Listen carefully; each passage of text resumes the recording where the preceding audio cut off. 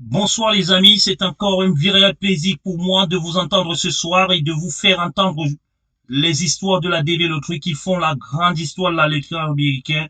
Nous sommes là comme prévu, comme entendu, nous sommes là pour parler encore et surtout des difficultés que vous avez rencontrées sur cette développerie 2023. Nous vous informons et vous informons encore et encore que nous allons rester focus. Nous n'allons pas laisser tomber cette histoire parce que cette histoire est rocambolesque et qu'il ne faut vraiment pas que cela se répète. Nous n'avons pas vu ça par le passé. Nous avons pourtant passé le temps dans cette chaîne. Naturellement, c'est une petite chaîne qui a passé le temps à dire qu'on était déjà à 17 000 visas, 7 000 visas, mais nous avions 21 invitations dans le monde. Alors que nous avons 7 000 visas dans le monde, nous nous demandons comment est-ce que le KCC a pu imaginer un seul instant que sur les 7 000 visas qui restent, 21 invitations pouvaient couvrir ou alors pouvaient entraîner des annulations ou je ne sais pas, pouvaient entraîner des refus afin qu'on puisse se faire. Et sans compter qu'il y avait encore les gestions de PA. Nous voulons donc absolument que cela soit pris en compte dans la prochaine DV Loterie et que cela puisse être maîtrisé. Et nous allons faire une pétition. Pour faire une pétition, je ne dirai pas grand-chose là-dessus aujourd'hui, mais nous allons vous faire une pétition pour essayer de réclamer. Attention, faites très attention, nous n'allons pas aller dans tous les sens.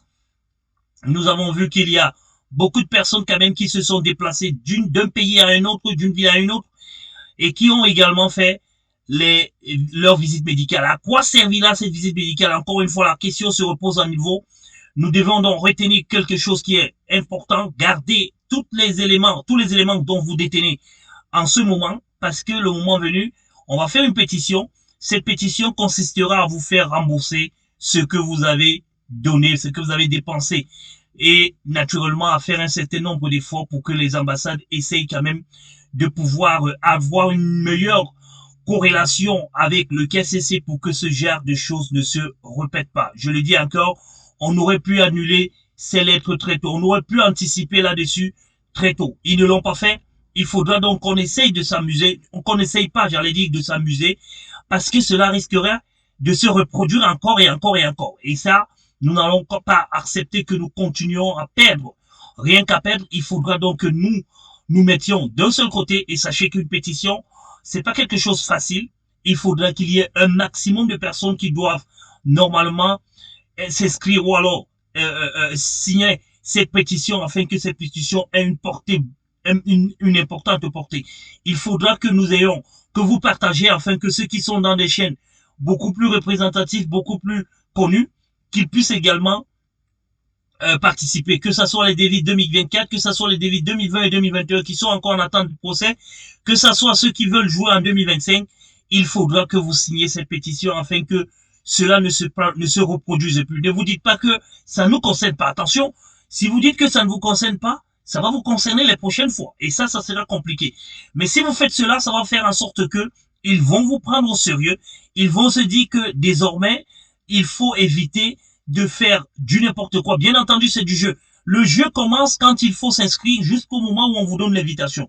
Quand il faut mettre de l'argent, quand il faut dépenser, quand il faut mettre de son temps, il n'y a plus question d'argent. Il y a des gens qui laissent parfois le boulot pour aller le faire. Il faut qu'ils prennent cela en compte à partir de la prochaine développerie. Déjà qu'ils acceptent de rembourser les frais engagés par ces différentes personnes pour que on ne puisse pas normalement se retrouver encore et encore dans les dépenses alors qu'on n'a pas eu à passer son simple invitation et son simple entretien. Il faut donc que cet entretien-là, comme nous n'allons pas passer, les frais que nous avons engagés, les dépenses que nous avons engagées puissent être naturellement restituées. Ça, il faut qu'on insiste là-dessus. Et cette pétition, si elle est vraiment importante, elle va entraîner un certain nombre de garanties. Elle va aller beaucoup plus loin parce que la pétition, c'est quoi? La pétition, normalement, c'est une requête qu'on fait auprès d'un État pour essayer de faire attention, de tirer leur attention sur une certaine question et qu'ils puissent essayer de se pencher sur cette question et voir normalement comment est-ce qu'ils peuvent normalement résoudre la pétition. Mais dans la pétition, résoudre la question, je vais dire. Mais dans la pétition, nous allons tout simplement leur proposer le remboursement de ces frais que nous allons peut-être Ils pourront voir comment, par quel mécanisme essayer de voir comment arrondir pour qu'on vous rembourse exactement ce que vous avez dépensé en termes, ce qui est connu au moins, ce sont les frais médicaux. Les frais médicaux, c'est connu. Maintenant, les dépenses liées au déplacement, on pourra faire un forfait pour pouvoir vous le donner. Mais il faut absolument que la pétition soit de portée générale pour que pour qu'on puisse toucher le maximum de personnes possible et si possible que d'autres personnes beaucoup plus situées puissent prendre la chose en main et apporter beaucoup plus de clarté là-dessus et afin que le KCC les prochaines années ne fasse plus ce qu'ils ont fait aujourd'hui. Mais qu'à cela ne tient les amis, nous allons continuer quand même à regarder comment ça se passe et nous voulons dire merci à notre ami depuis le Sénégal. Je préfère notre ami malien depuis le Sénégal. Je préfère ne pas parler de son nom parce qu'il est en procédure administrative. Il continue à nous envoyer les informations liées à la procédure administrative à ce qui le concerne. Nous voulons lui dire que il ne faut pas qu'il perde espoir parce que les visas ne sont pas encore finis. Je vous l'avais dit et je vous le redis encore aujourd'hui. Les visas, ce n'est pas fini. On continue toujours à donner. Mais cette fois-ci, ça ne sera plus. Ça sera plus dans les grandes ambassades parce que l'information que nous avons aussi obtenue aujourd'hui, bien que l'information ne soit pas officielle, sachez que les amis, l'information c'est quoi? C'est qu'il y a absolument lieu de savoir que les grandes ambassades ont fermé parce qu'ils ont beaucoup attribué. Les petites ambassades restent encore ouvertes et restent encore capables de pouvoir nous accompagner vers un certain sommet. Parce que pour le moment, nous avons toujours les données CAC qui n'ont pas bougé. Parce que là, nous avions aussi pensé aujourd'hui qu'il fallait peut-être que nous étudions un petit peu le fichier Excel pour voir exactement si les 55 010 sont exactement la valeur du nombre de visas déjà accordés pour qu'on se limite là. Mais nous avons quand même eu cette information que j'ai voulu partager avec vous pour vous dire que il y a encore des visas. Voilà quelqu'un qui était en procédure administrative au Sénégal, qui vient de recevoir son paquet. Il a fait l'honneur de nous envoyer cette information afin que nous puissions quand même nous rassurer que le document est arrivé. Ils ont reçu le flyer venant de DHL et ça c'est une information importante et c'est une véritable information. Nous avons donc voulu partager cette information avec vous pour vous dire que restez focus, surtout vous qui êtes encore en procédure administrative parce que vous, certaines et surtout ceux qui ont déjà les passeports qui sont encore détenus auprès des ambassades, tant qu'on ne vous a pas appelé pour vous dire de venir ou alors d'aller vers DHL ou alors de venir vers l'ambassade récupérer vos passeports, sachez que ça va couler jusqu'au 31. Pourquoi ne pas donc se retrouver avec 55 520 parce qu'on avait dit au maximum de 55 000 visas, ils ont déjà 55 010.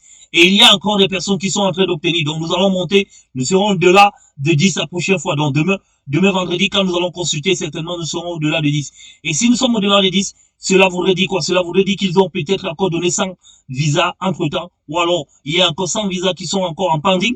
Et s'il y a donc 100 visas qui sont en pending, ça veut dire que nous allons dépasser les 110 visas, de 110 visas. Cela est quand même important. Et ça sera pour l'Afrique, parce que c'est l'Afrique qui devrait normalement être au peloton ici. Mais l'Afrique a encore dévancé ici par l'Europe, parce que c'est l'Afrique qui a le plus gros quota du nombre de visas dans cette distribution. Nous pensons donc que l'Afrique normalement devrait encore avoir quelques visas qui sont encore dans le processus de distribution. Nous n'allons donc pas à éteindre notre envie de pouvoir permettre à ce que des personnes puissent avoir leur visa, surtout ceux qui sont en procédure administrative. Nous disons encore et encore, sachez que vous allez avoir certainement, certaines personnes d'entre vous pourront encore avoir des visas, mais peut-être pas tout le monde.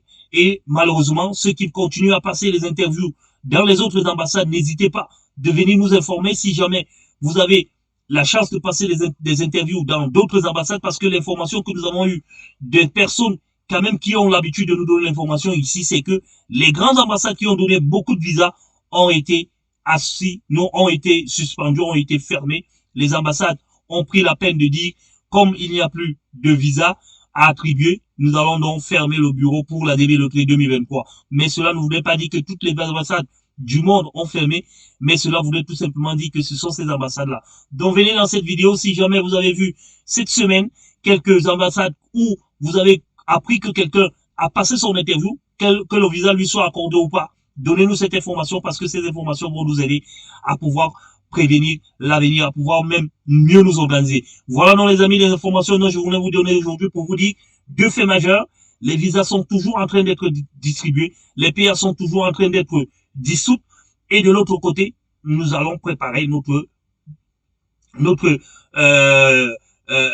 pétition afin qu'elle puisse être motivée, qu'elle puisse être partagée, qu'elle puisse être de portée générale pour que nous ne puissions pas. Sachez qu'il faudra qu'il y ait des millions de personnes qui vont normalement signer cette pétition pour que cette pétition ait une portée générale. Si nous nous rendons compte que nous n'avons pas assez de moyens, pourquoi continuerons-nous à insister sur ce que nous n'avons pas? Nous allons abandonner cette pétition, mais comme je vous le dis, c'est vous et c'est nous qui allons faire cette pétition-là, et il faudra que vous nous en montrez votre valeur, votre manière de pouvoir publier. Nous passons par la chaîne et nous allons passer par les autres réseaux où nous sommes pour essayer de demander à ce que le maximum de personnes puissent essayer de le faire afin que vous qui avez été induit en erreur par vos différentes ambassades, que vous puissiez avoir la réparation et que tous ceux qui ont eu cette même situation, quel que soit le lieu où ils se trouvent dans le monde, puissent avoir normalement gain de cause et naturellement